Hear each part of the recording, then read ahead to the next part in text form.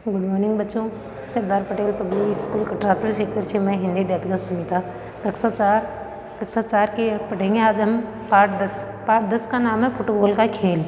तो आज हम पढ़ेंगे फुटबॉल के खेल के बारे में। इस पाठ में फुटबॉल के खेल के बारे में जानकारी दी गई है। चलो आप बुक ओपन करो, बुक में निकालो पेज नंबर 66। इस पर है चैप्टर 10 फुटबॉल का खेल।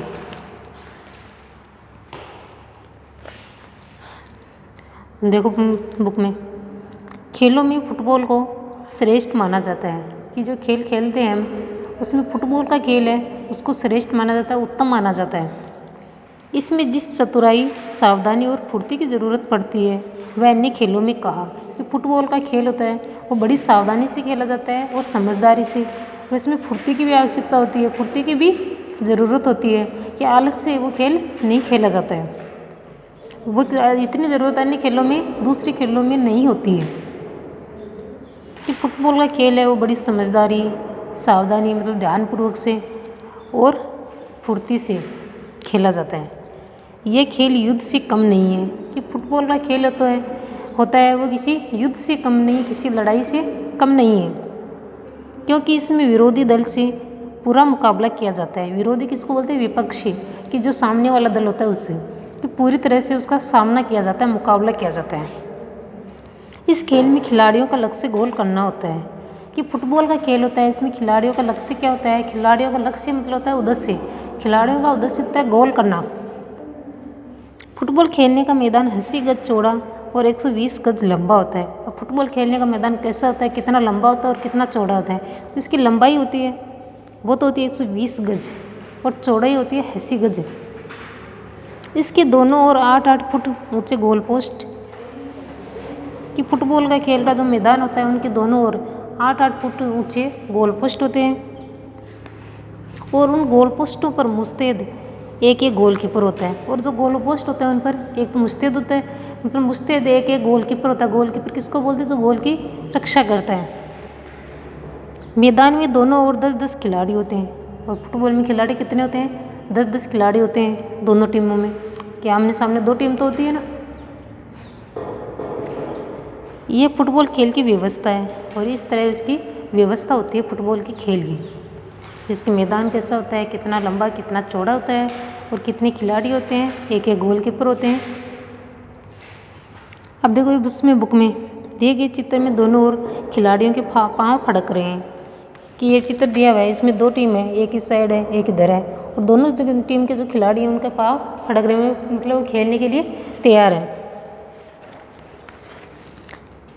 16 ओस की एक गेंद बीच में। अब इनके बीच में देखो गेंद रखी हुई है, ये गेंद होती है 16 ओस की। सीटी बजती है, एक खिलाड़ी गेंद को ठोकर मारता है और फुटबॉल की भिड़ंत शुरू हो जाती है। फुटबॉल का खेल शुरू कैसे होता है कि सीटी मारी जाती है, सीटी बजाई जाती है और सीटी बजते ही एक खिलाड़ी है वो आकर फुटबॉल को ठोकर मारता है और उसी समय से वो खेल शुरू हो जाता है। भिड़ंत मतलब टक्कर शुरू हो जाती है उसमें। दोनों दलों की खिलाड़ी पहचान के लिए अलग अलग रंग के वस्त्र पहने हुए थे। अब दोनों टीम होती है, दोनों दल होते हैं, समूह होते हैं। दल को समूह या झुंड भी बोलते हैं, मंडली भी बोलते हैं। तो दोनों टीम के जो खिलाड़ी होते हैं उनकी ड्रेस होती है, उनका रंग है वो भी अलग अलग होता है कि अलग अलग रंगों की होती है। इससे पता चल जाता है कि ये कौन सी टीम का खिलाड़ी है। कि एक ही रंग की होगी तो वो दोनों की टीम मिक्स हो जाएंगी, पता नहीं चलेगा। तो उसकी ड्रेस का जो रंग है वो अलग अलग होता है।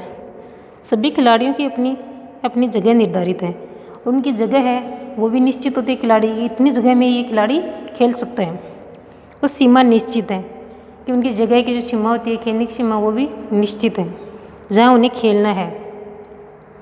खेल तेज़ी पर आ रहा है, अब खेल शुरू हो गया तो तेज़ी पर आ रहे हैं, सब तेज़ी से खेल रहे हैं, फुर्ती से। गेंद इधर से उधर भाग रही है। अब गेंद को ठोकर मारते तो इधर से उधर भाग रही है गेंद।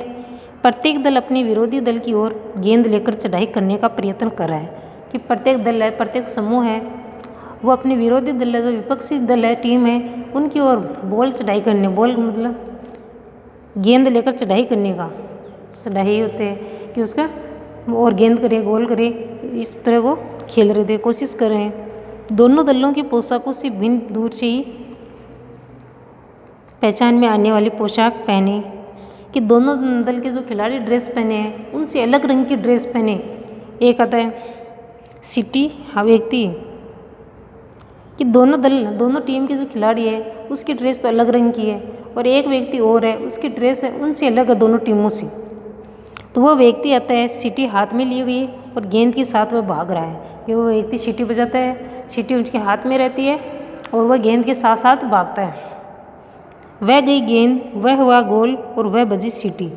कैसे वो साथ गेंद के साथ साथ दौड़ता है और बोलता है कि ये गई गेंद और गोल हो गई, सीटी बजाता है। वैसे यह आदमी रेफरी है, तो उस आदमी को क्या बोलते हैं जो गेंद के बारे में मतलब फैसला लेता है कि गेंद गई गोल हो गई, तो उसको रेफरी बोलते हैं। रेफरी बोलते हैं निर्णायकों की जो सही फैसला करता है। इसका काम है गेंद को देखकर निष्पक्ष भाव से निर्णय देना। उस रेफरी का काम क्या होता है कि गेंद जाती है उसको देखकर सही भाव से मतलब निष्पक्ष बोलते हैं, बिना किसी भेदभाव के निर्णय करता है, वो फैसला करता है। इसके दो सहायक और हैं और उस रेफरी के जो सहायक और होते हैं, दो सहायक बोलते हैं सहायता करने वाले को, कि दो अन्य लोग होते हैं वो उनकी सहायता करते हैं। गोलकीपर के अलावा कोई खिलाड़ी गेंद को हाथ से छू नहीं सकता है, कि ये गोलकीपर ही होता है जो ये फुटबॉल होता है उसको हाथ से छू सकता है और बाकी जो खिलाड़ी होते हैं वो हाथ से नहीं छू सकते हैं। यदि ऐसा होता है तो रेफरी तुरंत फाउल की सज़ा सुना देता है। यदि कोई खिलाड़ी गेंद को हाथ से छू लेता है तो उसको फाउल की सज़ा सुना दी जाती है। किसी को शारीरिक चोट पहुंचाने की कोशिश की जाती है तो पेनल्टी मिलती है, और अगर खिलाड़ी चाहता है कि किसी को ठोकर मारकर इसको चोट पहुंचा दे, खेल नहीं पाए, तो ऐसा करने पर उसको मतलब पेनल्टी लगती है, उसकी पेनल्टी मिलती है। फुटबॉल का भी अपना एक इतिहास है कि फुटबॉल भी उसका भी अपना एक इतिहास है कि कब से शुरू हुआ है, कैसे शुरू हुआ ये खेल। कहा जाता है कि बहुत पहले एक बार डेनमार्क ने इंग्लैंड पर आक्रमण किया जाता है। कि फुटबॉल के बारे में क्या कहा जाता है कि बहुत पहले की बात है, डेनमार्क उसने इंग्लैंड पर आक्रमण कर दिया था। उसमें क्या हुआ आक्रमण में, अंग्रेज़ों ने आक्रमणकारियों का डटकर मुकाबला किया। आक्रमण बोलते हैं हमला को, और आक्रमणकारी किसको बोलते हैं जो हमला करते हैं उन लोगों को। तो आक्रमणकारियों है उसने डटकर मुकाबला किया, डटकर सामना किया उनका। युद्ध में अंग्रेज़ों की जीत हुई। अंग्रेज़ों और डेनमार्क के बीच युद्ध हुआ तो उस युद्ध में अंग्रेज़ों की जीत हो गई। उस लड़ाई में जीत की खुशी में भी युद्ध भूमि में कि उनकी जीत हुई, तो इस खुशी में उन्होंने क्या किया कि युद्ध भूमि में जो जहाँ पर लड़ाई हुई उसी जगह पर पड़े रूंड मुंडों को ठोकर मारकर खेलने लगे। जब युद्ध होती है, लड़ाई होती है, तो उसमें रूंड मुंड हो जाते हैं ना, सिर गर्दन वगैरह काट दी जाती है। तो जो रूंड मुंड जो शरीर पड़े हैं उनको ठोकर मारकर वो खेलने लगे। कौन खेले? अंग्रेज। इस खेल में उन्हें बड़ा मजा आया कि ऐसे रूंड मुंड शरीरों को वो ठोकर मार कर खेला, तो बहुत मजा आया उसको। उसी दिन की स्मृति में इंग्लैंड में ये खेल खेला जाने लगा। उसी दिन की याद में, स्मृति बोलते हैं याद में, इंग्लैंड में फुटबॉल का खेल खेले जाने लगा।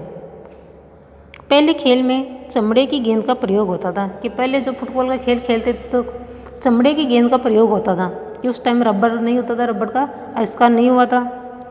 और चमड़े की गेंद में क्या क्या भरा हुआ था, उसमें बाल और रुई जैसी चीज़ें भरी जाती थी।